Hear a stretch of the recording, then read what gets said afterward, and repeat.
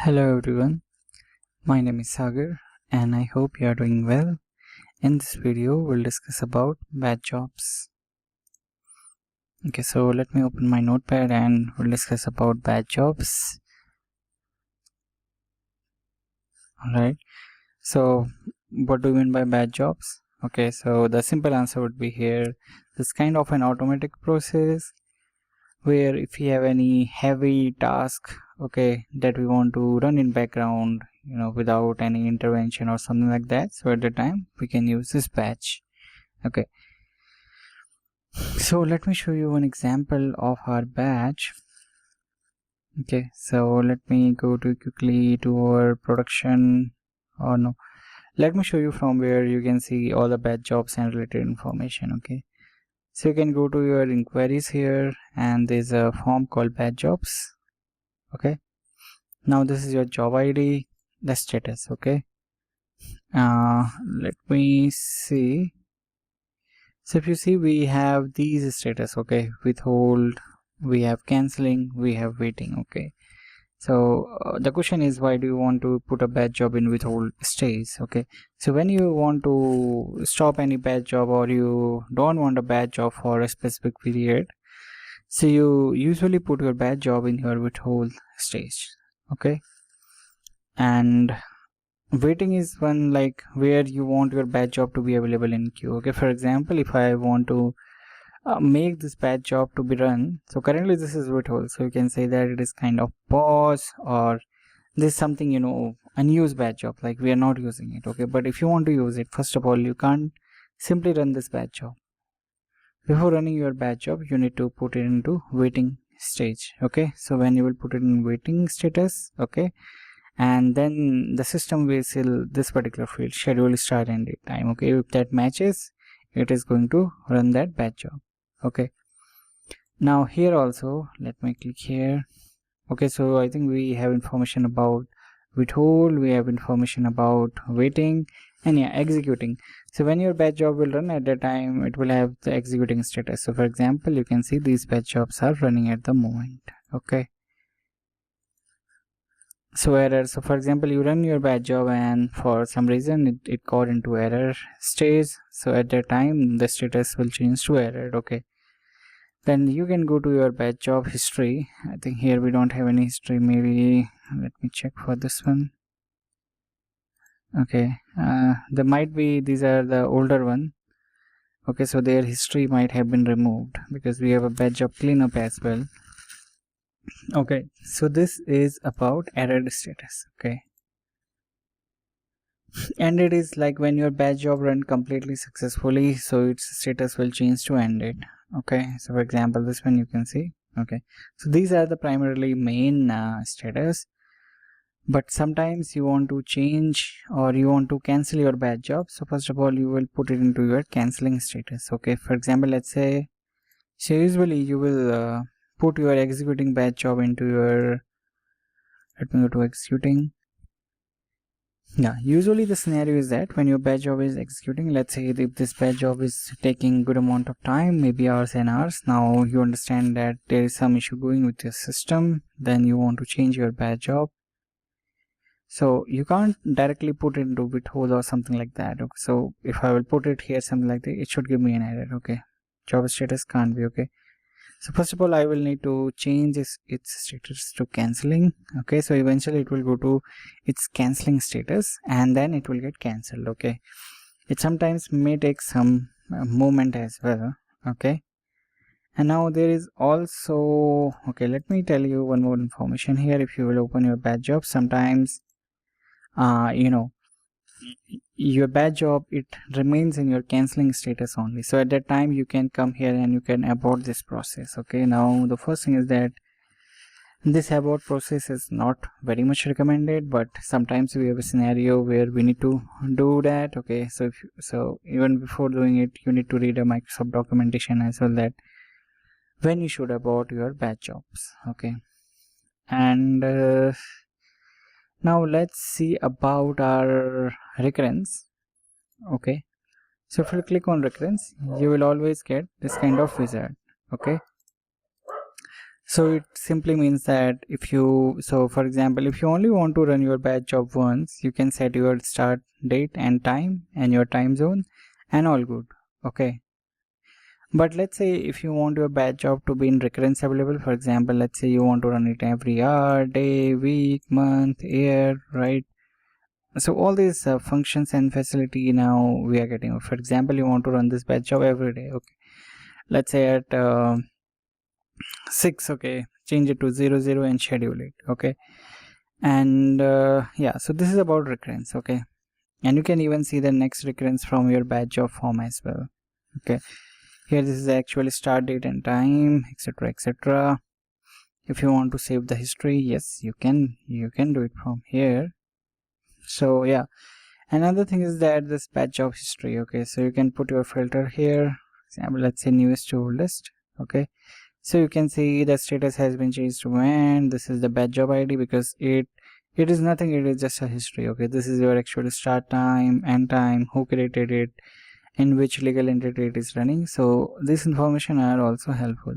You can even further checks about your logs of your batch job. You can click on all, that will list down all types of info log message.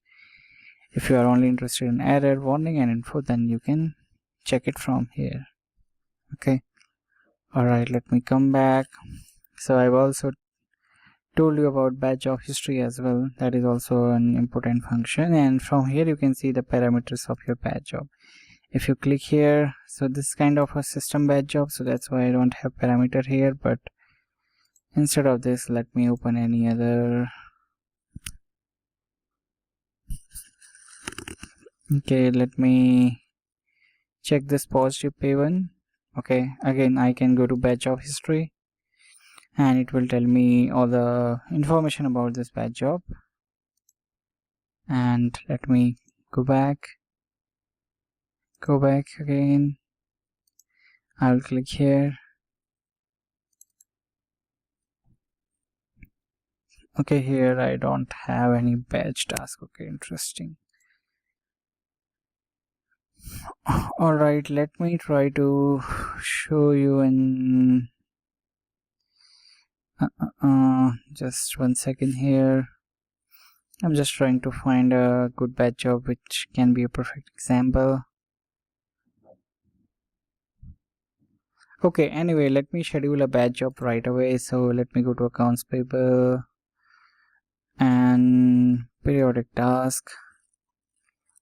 Okay, and or maybe let me go to inquiries and report and run any batch job. Okay, so let me see for invoices, vendor invoice import journal. Okay, let me show you how you can set up your batch job. Okay, so here you can set up your parameters. Okay, let me click here. From here you can put filter if you have. For example, you can click on filter here, and let me say that I'm only interested in a particular invoice, this one. I will click OK. I want this batch job to be run as soon as possible. The important thing is that you need to enable this option, batch processing, then only it will go to batch. Okay, else it wouldn't be. And this is how you can find your batch jobs from your batch job form, but I will put here simply Sagar so that we know that this batch job is up and running. And further I can go to recurrence here. So I only want to run it once, so I'm okay with this. Okay, and these are the parameters here, and let me select this one as well. So what I will do, I will schedule this batch job now, and I can copy this. I will say okay. And now here if you see, the vendor does this, it is in batch queue. Okay, so if I will go here, I can go to my batch job form, batch jobs, and I can search for my this batch job here, apply. So you can see the status is waiting. Currently I have created it, I am running it, and I am specifically running in this my USMF legal entity. So that's why I can see all the information. Okay, now if I open this particular batch job, okay, here you can click on parameters and you can see like I selected this fee, right? So all this information will be available here. I selected this vendor, right? I selected this sales tax code as well. So all the information will be visible here. Okay, further, if you want to copy this batch job, you can even set up this one. Okay, so this will simply create another instance. Okay, you can simply put an extra label so that to differentiate between these students. Okay, and you even can create a blank batch job, and then you can simply add a task here. For example, let me say test. So all these are classes name. Okay, so you'll get all the list of your controller class here. You can select any, you can run it for a specific legal entity. So this is also a kind of possibility here.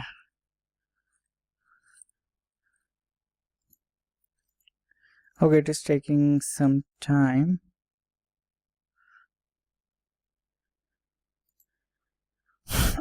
So what you can do, you can let me refresh this form.